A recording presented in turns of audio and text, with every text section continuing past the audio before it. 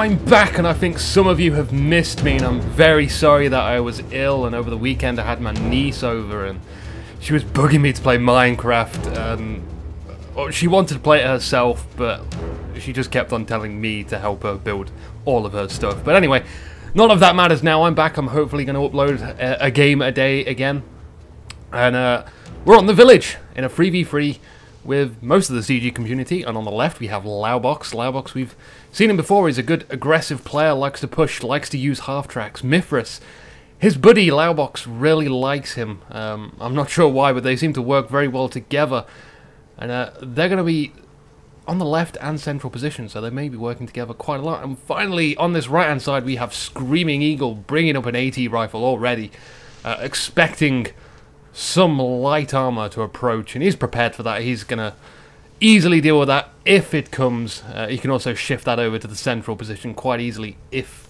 Mithras needs it, and he's already spreading his troops out over the area.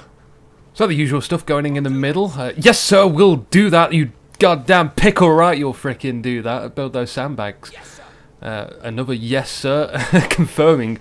Rather suspicious. Can they hear me? No matter, first engagements are here, and we do have Seth the Mighty opposing Mithras today in the central position. And I'm just going to assume this school building's not going to survive the entire game. Mithras dealing with some infantry coming around that left-hand side of the building. Already some sandbags are there covering, able to get sight of anyone approaching from that side of the building. That's good. Grenade goes off, kills that guy.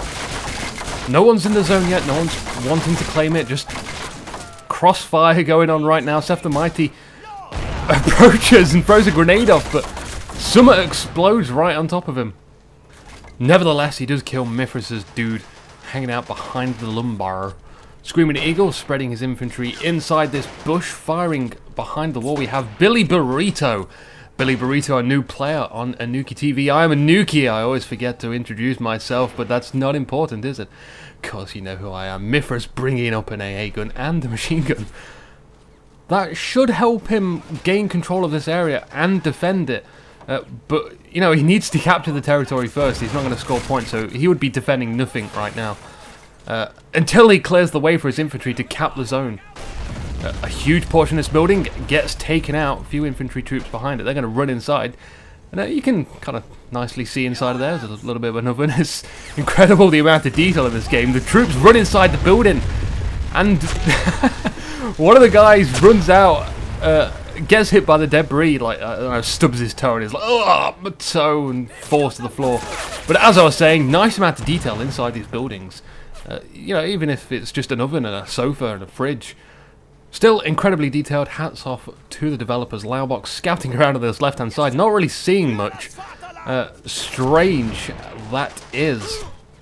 Mithras is still defending his school, making sure no one comes around the side of it, because that would be very bad to allow someone to do that. It could be quite grenade hazardous, I would predict. Screaming Eagle bringing out a half track for the right hand side, and a lot of static emplacements coming up. We've got an AT gun moving on the left, we've got an AA and a machine gun moving on the center, but at the central position has been captured by the German forces. I think that AA gun and the machine gun will definitely help them retake this zone, and the smoke's kind of working to their advantage. Well, it's not working to their advantage, but it should honestly do. They can use it for cover as well as the enemy. So this machine gun goes up, it starts firing away at the machine gunner hiding behind the wooden well-like object on the right, and there's also one behind the sandbag straight down the road. One guy moves up from Mithras, starting to decap the zone. He gets it, and it now starts ticking up for the Commonwealth forces, but he gets killed anyway. Screaming Eagle, more interestingly, looks like he charged this half-track right in.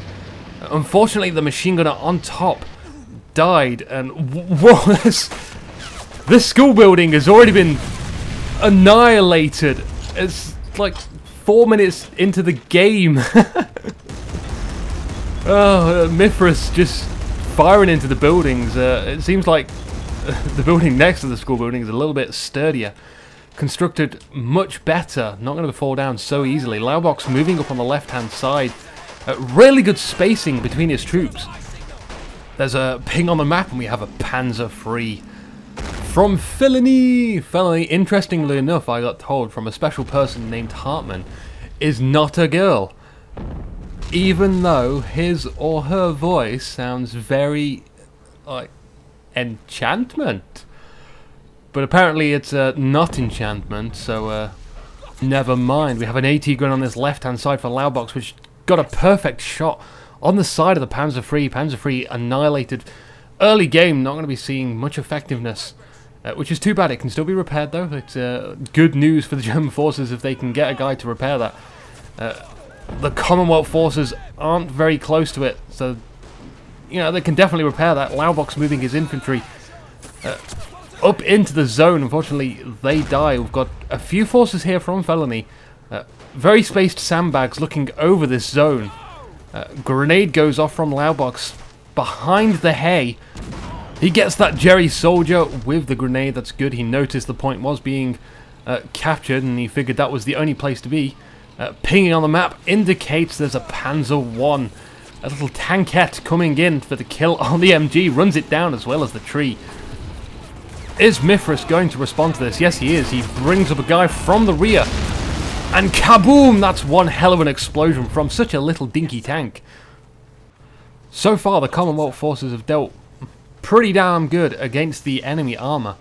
I'm not sure what the Germans are thinking. Screaming Eagle, more interestingly on this side, is having issues with a German soldier from Billy Burrito just hiding up here on this tower. 50 cal is just such a terrible aim. Half track and these two soldiers are having a problem. German soldier from Billy Burrito takes care of the gunner on top of the half track, takes care of one more guy outside of the half track. Seriously, can no one take care of this? And finally he falls out of the tower. What mystery got the well good shot over here? It's Screaming Eagle's AA from that distance. Wow, that's one big range. Nonetheless, Screaming Eagle says, I want that point. Well, that point was freaking cool. So, yeah, remember that point if you're on that side of the map. That was some glitchy, awesome, bad aim stuff going on there. Anyway, Mark II Matilda, sitting, covering the central position, controlled by Commandeer Mifrus, who recently requested to change his icon, and I'm going to say, okay, but it's what I want.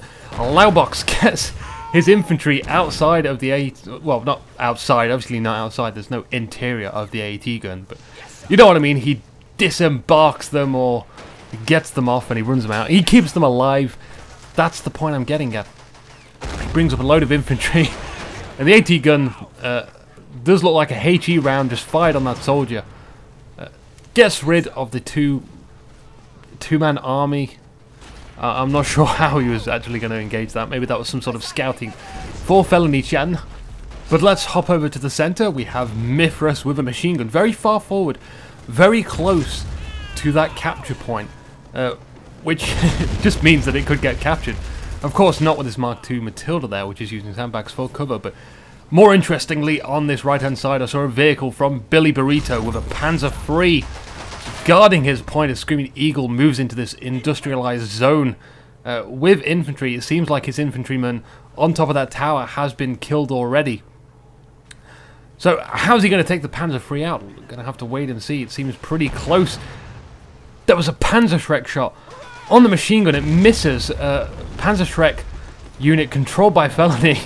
And in response, it just gets completely obliterated, along with the building by this Mark II Matilda from Mifrus. Machine gun survives, luckily. It moves up a little bit and bunkers down on top of the zone. We have some surprise, sneaky infantry approaching the left side of the school building. And we have an officer on the field, possibly from Laubox, already using his binoculars to scout around and look in this area for troops advancing. Mifrus repositions some of his forces to deal with that, and Felony seems to not want to overcommit. Going to retreat, although there appears to be some lurkers in the bushes still. Maybe just forgotten, maybe. Oh no, we do have a front advancement straight directly in front of the school building. An AT grenade goes off and clears out that wall. The German rifleman fires a second grenade and hits the US soldier. Felony controlling the left-hand point as well as trying to assist in the center. Great teamwork for the Germans to be doing that, although it's not successful quite yet. More of this building gets destroyed, hard to believe. And by the way, before I forget, there's a few questions people have been asking me and sending me messages, and I suppose I'd try and remember them now and just get them out of the way as I poke around and look at some interesting stuff. But the first one is dual commentary. At the moment, not quite possible. Yeah, Skype, blah blah blah, but having a second person commentate from the opposing side and not being able to see what they see is going to be a little bit confusing. So for now, I'm not going to focus on that. I'm just going to focus on getting some games out and some other stuff, other content that I'm working on. Secondly, machine specs. I've already uploaded that detailed on the channel website, so just look on the left hand side for that. Also, people have asked to focus on a certain type of game, like 2v2 or 3v3 or 5v5 and so on. I'm watching games that I can. It's very difficult to get these games organised just so I can record and spectate and do voiceovers as well. So I'm just grateful for any game I get. I'm gonna try and do a variety, so I'm not really focused on anything right now. I'm just doing the whole range. I've not done any 1v1 so far, but 1v1s I don't see as interesting as 2v2s or anything above. But I will get some done at some point. And lastly, tournament or league or something like that. I am working on something, but in all honesty, it's going to be down to you guys that participate in the tournament. Since there's no replays or observers, that makes a hell of a lot of stuff very difficult to do. But there'll be more news on that shortly, I think. Anyway, let's return to this game as this machine gunner gets vanquished. Interestingly, I heard something about the patch notes that the bunkers around the MG fortifications will no longer be like a 360-degree arc. It's going to be more like the AT emplacements, just a small sandbag line in front of them with a little bit of an arc. So interesting to see that at some point. This AT gun from Laubox on the left-hand side, trying to get a shot. Unfortunately for Laubox, the terrain is blocking his shot.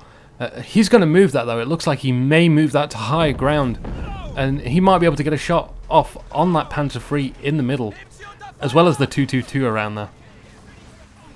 It seems unnaturally quiet in the middle, although an explosion happens to occur right as I begin saying that sentence. Of course it happens.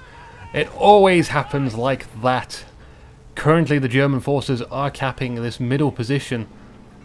On the right, the Panzer III from Billy Burrito, still up and running, blasting that house, and all the infantry inside from Eagle just die. And I've said this before, but where there's Eagle, there's always going to be some just glorified death. He does some spectacular stuff sometimes, and he goes out with a bang as well. We have an AT gun which is struggling to get a shot on that Panzer III at the back line.